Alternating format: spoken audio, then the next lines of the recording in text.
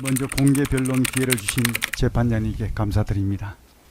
저는 오늘 단순히 변론을 위해 이 자리에 선 것이 아닙니다. 2024년 그해 대한민국 국방부 장관이 무엇을 보고 어떤 판단과 어떤 조치를 했는지 그 진실을 보고 드리기 위해 이 자리에 섰습니다. 말씀드릴 순서는 원심 판결의 요지와 반박, 무인기 A 작전은 우리 국민의 안전을 지키기 위한 정당한 군사작전이었다. 11월 19일 작전 종료 후 12월 3일 비상계엄까지 15일간 그 어떤 군사작전도 없었다. 결론순입니다. 먼저 원심은 제가 무인기 A작전을 이용하여 비상계엄 상황을 조성하기로 공모했다고 판단했습니다. 그 근거는 첫 번째, 여러 모임에서 비상계엄 동참과 필요성을 언급했다. 두 번째, 경호처장 시절부터 이 작전 관련 보고를 받고 지시했다. 세 번째, 대통령 승인을 받아 지시하고 시사격, 비타격을 통해서 비상계엄 상황을 조성하려 했다는 것입니다. 이 세 가지 모두 사실이 아니라는 것을 있는 그대로 말씀드리겠습니다. 첫 번째, 원심은 여러 모임에서 비상계엄 동참과 필요성을 언급했다고 판단했는데 원심이 지목한 6사람 중에 그 누구도 비상계엄이라는 말을 들은 적이 없습니다. 신원식 전 장관, 조태용 국정원장, 여인영, 강호필, 이진우 사령관은 물론 곽종건 사령관조차도 이날 비상계엄이라는 용어는 듣지 못했다고 진술을 했습니다. 즉 원심 판결문에 등장하는 비상계엄은 이들이 직접 들은 말이 아니라 추측에 불과합니다. 두 번째, 원심은 제가 경호처장 시절부터 이 작전을 보고받고 지시했다고 판단했는데 이 작전을 직접 수행한 김용대 드론 사령관의 정언은 전혀 다릅니다. 김용대 사령관은 법정에서 무인기 A 작전은 저의 아이디어에서 시작된 것이다. 그 누구한테 지시받은 적 없다. 경호처장에게 보고한 적 없다. 경호처장은 무인기 구조를 전혀 모르기 때문에 이런 지시를 내릴 수 없다는 등등 일관된 진술을 하였습니다. 제가 무인기 A작전 관련 처음으로 보고를 받은 것은 경호처장 때가 아니라 국방장관 취임 후인 9월 19일입니다. 따라서 경호처장 시절부터 이 작전을 보고받고 지시했다는 원심 판단은 사실이 아님을 분명히 밝힙니다. 세 번째, 원심은 제가 대통령의 사전 승인을 받고 무인기 A작전을 지시했다고 판단했습니다. 하지만 무인기 A작전은 대통령의 사전 승인 없이 장관의 권한과 책임하에 할 수 있는 작전입니다. 먼저 대통령님께서는 대비태세와 관련하여 선조치, 후보고를 강조해 오셨고 물리적 응징이 필요한 경우에만 사전 보고토록 당부하셨습니다. 이 작전은 비물리적 심리전입니다. 당시 비물리적 작전이나 심리전과 같은 대비태세는 장관에게 이미 권한이 위임되어 있었고 장관의 권한과 책임 하에 작전을 수행하는 것이 타당하다고 판단했던 것입니다. 따라서 대통령 승인 없이는 불가능했을 것이라는 원심의 판단은 막연한 추측일 뿐입니다. 또한 여인영 방첩사령관은 이 작전 개선에 있지도 않았기에 이 작전 관련 그 어떤 대화나 통화도 한 사실이 없습니다. 그러므로 대통령님과 여인영 사령관과 함께 비상계엄 상황을 조성하기로 공모했다는 원심 판단은 전혀 사실이 아니며 오직 장관의 권한과 책임하에 진행된 작전이었음을 분명히 밝힙니다. 또한 원심은 제가 시사격, 비타격을 지시해 비상계엄 상황을 조성하려 했다고 판단했습니다. 하지만 시사격, 비타격에 관한 장관의 지시는 전혀 없었습니다. 이에 관한 김명수 합참의장, 이성호 작전본부장, 강호필 지작사령관 등 세 사람의 정언이 정확히 일치합니다. 즉 비상계엄 상황을 조성하기 위한 C사격, B타격 등 장관의 지시는 존재하지 않으며 사실이 아닙니다. 다음은 무인기 A작전이 우리 국민의 안전을 지키기 위한 정당한 군사작전이었음을 말씀드리겠습니다. 이제 2024년 가을로 돌아가겠습니다. 제가 국방장관으로 취임한 9월 6일을 전후해서 북한의 오물풍선 도발로 우리 국민의 안전은 심각한 위협을 받고 있었습니다. 당시 오물풍선 피해 상황 보도가 날마다 이어지고 있었습니다. 오물풍선 하늘길 막았다. 항공기 수십 편 이착륙 중단. 오물풍선의 생화학무기 탑재 시 대량 피해 경고. 곳곳에서 화재와 산불 발생. 잠실 야구장 경기 중단. 오물풍선으로 자동차 유리 박살. 60대 여성 머리 부상 등등 크고 작은 피해들이 이어지고 있었습니다. 이것이 원심이 전제한 평온한 일상이었습니까? 이것이 우리 국민의 안전한 일상이었습니까? 오물풍선 피해는 국가 중요 시설에도 발생했습니다. 7월 24일에는 여의도 국회에, 9월 23일에는 대법원 청사 잔디밭에 떨어졌습니다. 10월 24일 폴란드 대통령 국빈 방한 당일에도 용산 대통령실 경내와 환영식장 인근에 오물풍선이 떨어졌습니다. 야당조차 국가 보안도 체면도 바닥이라며 구체적이고 적극적인 대책을 요구했습니다. 급기야 국회와 언론에서도 오물풍선을 격추시키는 것이 당연하다. 드론 침투도 준비해야 한다. 도발 타격에 강력히 보복하라는 등등 강경한 대응을 요구하면서 국방부의 안일한 대응과 무대책, 안보 무능을 강하게 질타했습니다. 이러한 상황에서 장관 취임 이후 저희 최우선 과업은 당연히 북한 오물풍선 도발과 관련된 각종 위협으로부터 우리 국민의 안전을 지키는 것이었습니다. 우리 국민의 안전을 지키기 위해서는 겨울이 오기 전에 반드시 오물풍선 도발을 억제 차단해야 했습니다.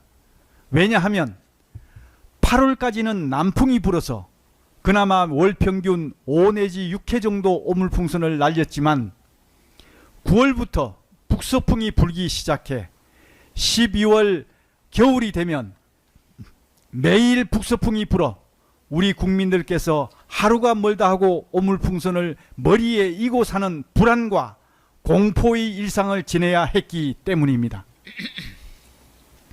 특히 매일 수백 개씩 오물풍선이 날아오게 되면 항공기 충돌, 이착륙 사고로 인한 대형 참사나 건조기 동시다발적인 대형 산불 발생, 그리고 오물풍선의 생화학물질, 고성능 폭발물 탑재 등으로 대량 인명피해가 발생할 수도 있어 우리 국민의 안전을 지키기 위해서는 겨울이 오기 전에 오물풍선 도발을 억제 차단하는 것이 그 무엇보다 절실했습니다. 이는 이성호 작전본부장의 법정 진술에도 잘 드러나 있습니다. 겨울이 오기 전에 오물풍선 도발을 억제 차단하기 위해 저는 4가지 방안을 검토했습니다. 첫 번째, 오물풍선 공중 격추와 두 번째, 부양지역 비타격은 국회의 강력한 요구가 있었지만 북한의 역도발로 인해 우리가 의도하지 않은 물리적 충돌이 예상되기에 가급적 자제하는 것이 좋겠다는 판단하에 배제하였고, 세 번째, 무인기를 이용한 오물풍선 수거는 야전 실험 결과 실효성이 제한되어 배제하였습니다. 네 번째, 무인기 A 작전은 비물리적 심리전 대응으로 물리적 충돌 가능성이 없고 우리 국민 안전 확보는 물론 적의 취약점인 심리전을 통해 오물풍선 도발을 억제시킬 수 있는 가장 유용하고 적합한 수단이라고 판단했습니다. 왜냐하면 억제는 적이 오물풍선 도발로 얻는 이익보다 우리의 심리전 응징으로 잃게 될 손실이 더 크다는 것을 느낄 때 이루어질 수 있기 때문입니다. 이 판단에는 세 가지 근거가 있었습니다. 첫째, 무인기 A작전은 비물리적 대응작전입니다. 이는 군사적 긴장 고조의 염려가 없고 우리 국민의 안전이 확보되며 장관 책임하에 실행 가능한 작전입니다. 둘째, 비례성입니다.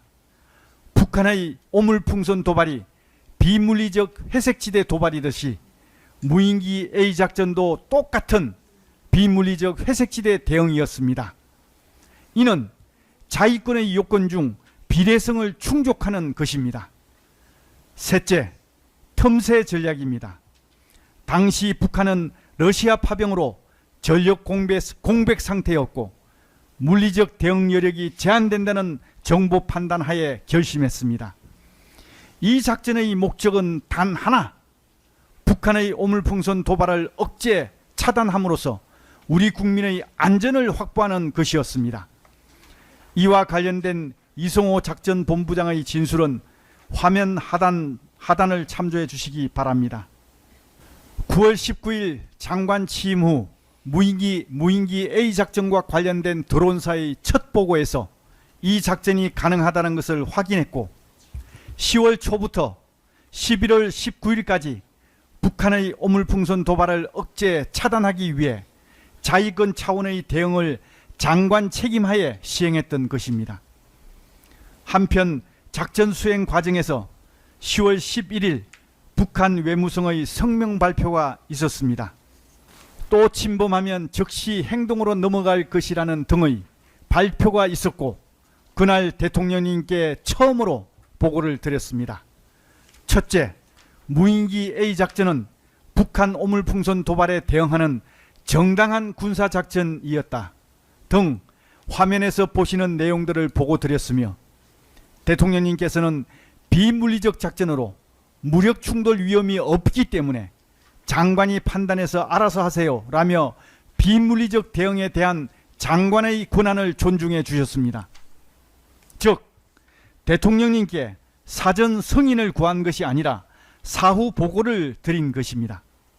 원심은 무인기 A작전으로 북한을 자극하여 군사적 긴장을 고조시켰다고 판단했습니다.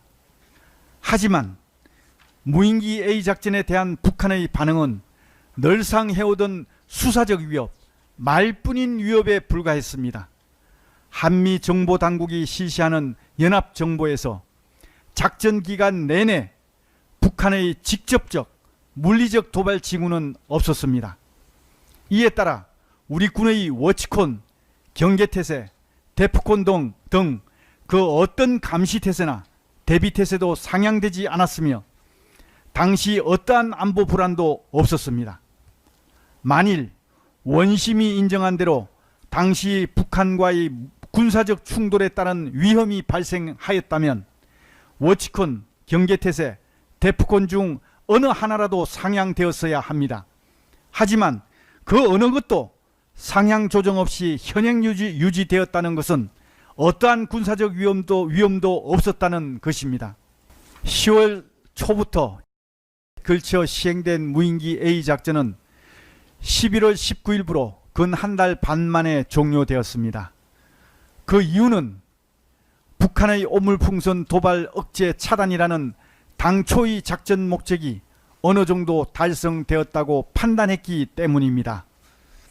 화면에서 보시는 것처럼 10월 초 무인기 A작전 개시 전에는 월 평균 6회 이상, 회당 평균 300개 이상 날리다가 작전 개시 이후에는 11월의 경우 이틀에 한 번꼴로 북서풍이 자주 부는데도 불구하고 작전 종료일 기준 단 한 차례만 날렸을 뿐이며 특히 그 수량도 회당 20 내지 30개로 10배 이상 대폭 줄어들었습니다. 따라서 겨울이 오기 전에 억제 차단시키겠다는 작전 목적이 어느 정도 달성되었다고 판단하여 11월 19일 작전을 종료하였던 것입니다. 저는 지금도 이 작전은 성공한 작전이라고 자부하고 있습니다. 하지만 성공적인 작전으로 우리 국민의 안전을 지켜낸 김용대 드론 사령관을 비롯한 드론사 장병들에게 훈장은커녕 범죄자로 몰아 군인으로서의 명예를 짓밟고 있는 현실이 무엇보다 가슴이 아픕니다.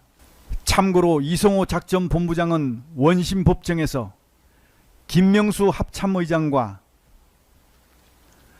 이 작전이 대단히 효과적이고 주도권을 갖고 가는 작전이라는 인식을 공유하였다는 취지로 정언한 바가 있습니다.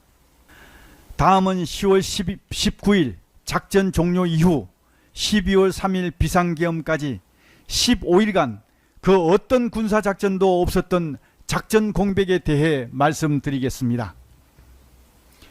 원심의 판단대로 무인기 A작전이 비상계엄 상황 조성 목적이었다면 11월 19일 작전을 종료할 게 아니라 작전을 지속하거나 더 강화했어야 합니다.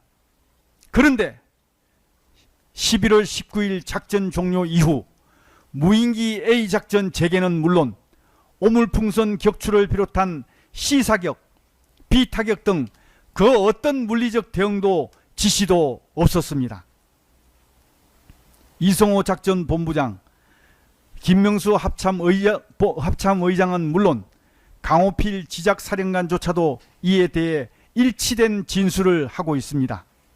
또한 작전을 직접 수행한 김용대 드론사령관도 동일한 취지로 정언하였습니다. 화면에서 보시는 것처럼 무인기 A작전과 비상계엄 선포는 서로 평행선을 달리며 교차하지 않습니다. 따라서 무인기 A작전은 비상계엄과 관련이 없으며 비상계엄 상황 조성이 목적이었다는 원심의 판단은 사실이 아닙니다.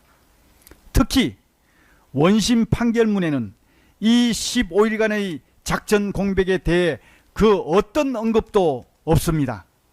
왜 없을까요?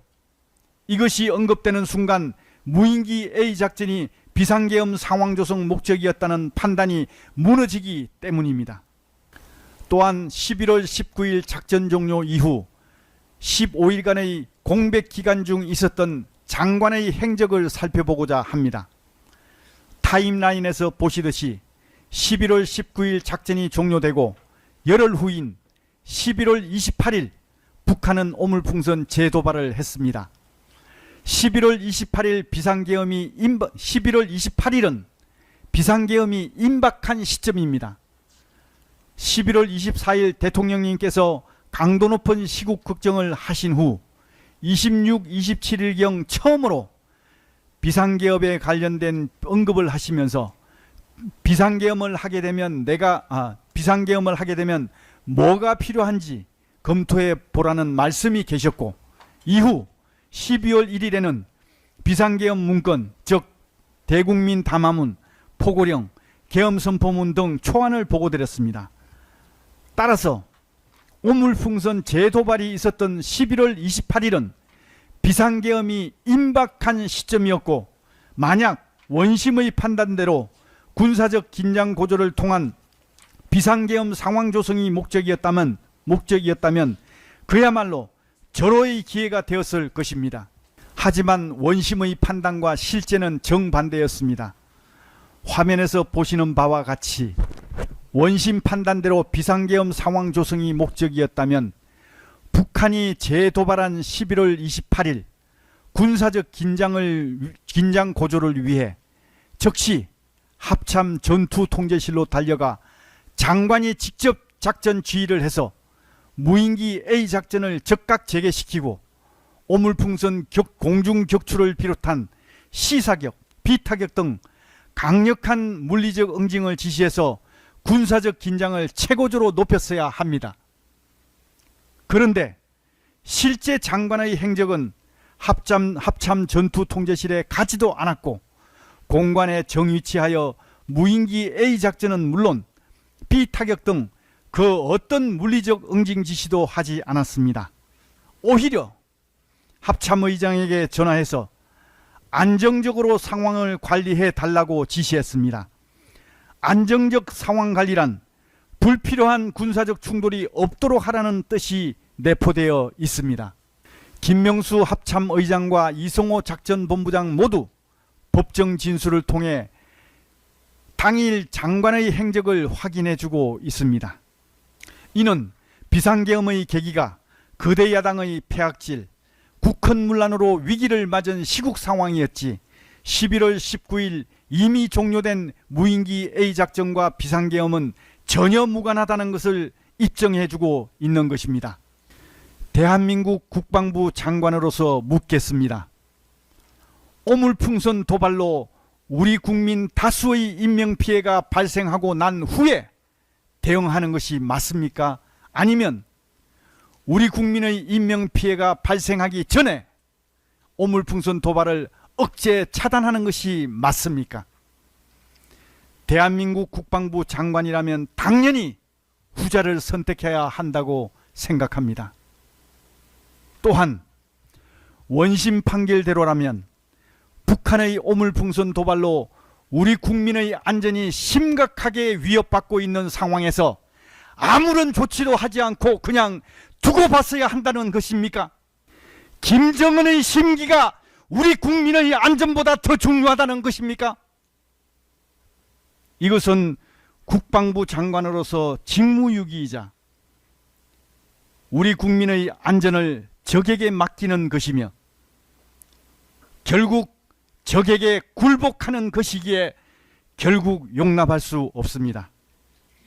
저는 영광스러운 대한민국의 군인이었습니다.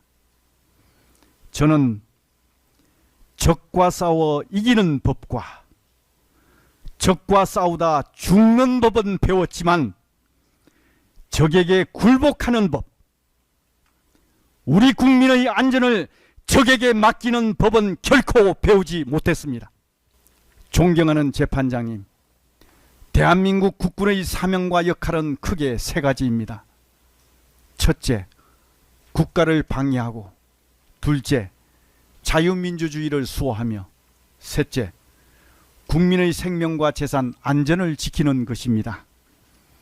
이러한 사명과 역할을 완수하기 위해 우리 군은 적이 도발하면 단호한 응징을 통해 억제하고 억제를 통해 평화를 지킨다는 기조하에 상시 대비 태세를 유지해 왔습니다.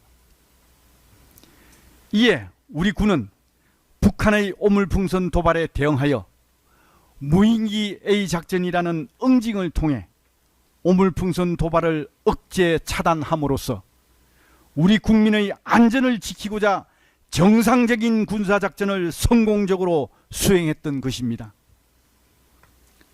따라서 무인기 A작전을 이적행위로 몰아가는 것을 결코 인정할 수 없으며 결국 특검의 이 사건 기소로 이익을 보는 자는 김정은 정권이기에 이 사건 기소 자체가 이적행위라고 생각합니다. 존경하는 재판장님, 지금 우리가 누리고 있는 평화는 거저 주어진 것이 아닙니다. 평화는 지킬 수 있는 자만이 누릴 수 있다고 했습니다. 지금의 평화를 당연시하고 평화를 지키기 위한 능력과 태세와 의지를 소홀히 한다면 결국 전쟁을 불러온다는 것이 역사의 교훈입니다. 평화로울 때 전쟁에 대비하라는 격언을 되새겨 보아야 합니다. 존경하는 재판장님, 기강이 무너진 오합지졸의 군대, 전쟁터에서 적을 보지 않고 뒤를 돌아보면서 머뭇거리는 군대를 당나라 군대라고 합니다. 당나라 군대는 당태종에 이어 3대 고종 때까지만 해도 세계 최강의 군대였습니다. 그 최강의 군대는 4대 황제 척천무 때 무너져 내렸습니다. 척천무는 지금의 평화를 당연시하면서 군대가 자신의 권력 유지에 위협이 된다는 이유로 간신배 2인보를 앞세워 갖은 명분을 동원하여 유능한 장수들을 모조리 숙청하였고 심지어 우수한 군의 간부들을 양성하는 군벌, 군사학교마저 해체시켰습니다. 그리고 그 빈자리에는 정치인들의 애완견 또는 뇌물 액수순으로 채워졌습니다. 이러다 보니 군인들은 적을 바라보지 않고 뒤를 보며 머뭇거리게 되었고 상납을 위해 백성들을 약탈하면서 기강마저 무너져 내려 결국 당나라 군대가 된 것입니다. 그 결과 변방 소국들의 침략과 약탈, 지방 곳곳에서의 반란이 이어지면서 죄 없는 백성들의 피해만 눈덩이처럼 늘어나게 되었고 결국 당나라는 역사 속으로 사라졌습니다. 존경하는 재판장님, 강군을 만드는 데는 꽤 오랜 시간이 필요하지만 무너뜨리는 데는 그리 오래 걸리지 않습니다.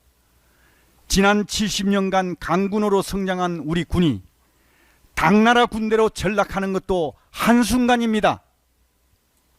그 결과는 대한민국의 존망과 직결될 것이며 그 피해는 오롯이 우리 국민의 몫이 될 것입니다. 눈에 넣어도 아프지 않을 사랑스러운 우리 후손들이 자유마저 빼앗긴 채 노예의 삶을 살아가야 할지도 모릅니다. 혹자는 남북한이 경제적, 문화적으로 격차가 심한데 무슨 전쟁이냐, 그리고 무슨 철진한 체제전쟁이냐, 이런 말들을 합니다. 참으로 위험하고 무책임한 발언이 아닐 수 없습니다. 역사적으로 보아도 경제적, 문화적 강대국이 국방을 소홀히 하면서 약소국에게 무너진 사례를 쉽게 찾아볼 수 있습니다. 경제적, 문화적 우월성만으로 나라를 지켜낼 수는 없는 것입니다. 또한 체제전쟁은 끝난 것이 아니라 지금 이 순간에도 진행 중에 있습니다. 소리 없는 전쟁, 보이지 않는 전쟁, 하이브리드 전쟁이 바로 그것입니다. 존경하는 재판장님, 저는 지금 매우 두렵습니다. 김정은을 비롯한 적이 두려운 것이 아닙니다. 제가 중형을 받을까봐 두려운 것도 아닙니다. 이 재판 결과로 우리 군의 대비태세가 위축되고 머뭇거리게 되어 우리 군이 국민의 안전을 제대로 지키지 못하게 될까봐 그것이 두렵습니다. 정상적인 군사작전을 이적행위, 간첩행위로 몰아간다면 앞으로 대한민국에서 자신의 직을 걸고 군사작전을 수행할 군인들이 사라지게 될 것이기에 그것이 두렵습니다. 지금 대한민국은 잠시 정전 상태일 뿐 전쟁 중인 나라입니다.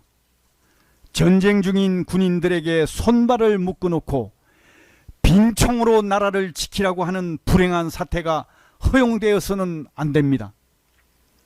부디 대한민국 국군이 흔들림 없이 대대손손 이 나라를 지켜나갈 수 있도록 살펴봐 주실 것을 노병의 마지막 남은 충정으로 간곡히 요청드립니다. 감사합니다.